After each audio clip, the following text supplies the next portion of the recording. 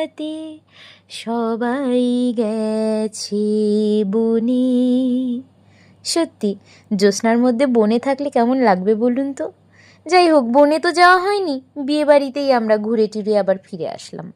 আর এর মাঝখানে বরযাত্রীও আসা শুরু করে দিয়েছে, টুকটাক টুকটাক করে ঢুকছে। আমি বরযাত্রীর বউগুলোর সুন্দর সুন্দর সাজ দেখছিলাম।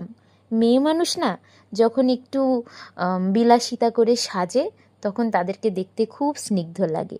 দেখুন এখানে সবাই খাওয়া দাওয়া করতে বসেছে। এটাও কিন্তু গ্রামের বাড়ির বেশ একটা স্পেশালিটি। পাড়াপড়শিরা এত হেল্পফুল হয়।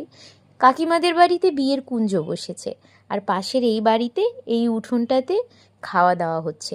সবাই ওই যে নাস্তা দেখালাম না, নাস্তা খাওয়ার জন্য ব্যস্ত ছিল। আর এদিকে সবাই চলেছে বর বরণ করে গাড়ি থেকে নামাতে।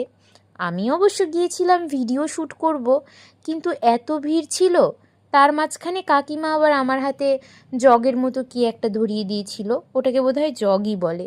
অগত্যা ওটা ধরেই দাঁড়িয়েছিলাম আর রিচুয়ালসগুলো সব দেখছিলাম। এবার তো বর বরণ করা সমাপ্ত হলো, তবে তারপরে একটা ইন্টারেস্টিং পার্ট ছিল, ওটা আমার খুব ভাল লাগে। সেটা হচ্ছে এই যে পিচ্চি পিচ্চি শ্যালক শালিকারা সব মিলে বরের গেট বেঁধেছে।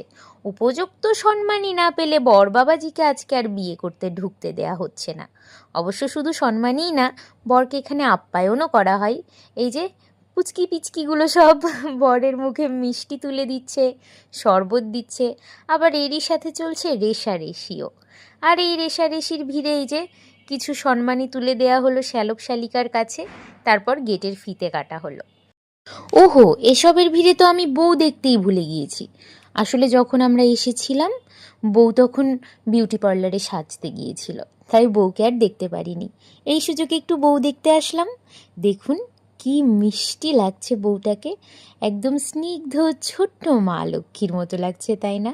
বিয়ের দিন যে মেয়েদের কি ধুকপুক ধুকপুক লাগে, অবশ্য তার সাথে থাকে খানিক লজ্জা, খানিক আনন্দ, মানে সব মিলেমিশে অন্যরকম। প্রত্যেকটা মেয়েরই এই মুহূর্তটা এত আনন্দের, বিয়ে না করলে বলে বোঝানো যাবে না।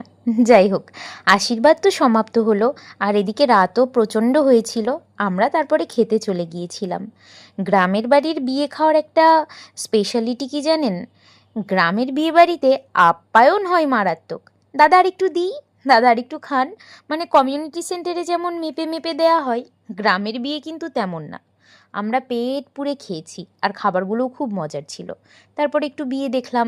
এই দেখতে দেখতেই প্রায় রাত তখন 1:30 বাজছে। তারপরে আমি, বাবা আর অমিত মিলে চলে আসলাম। আর এই ছিল ব্লগ। টাটা।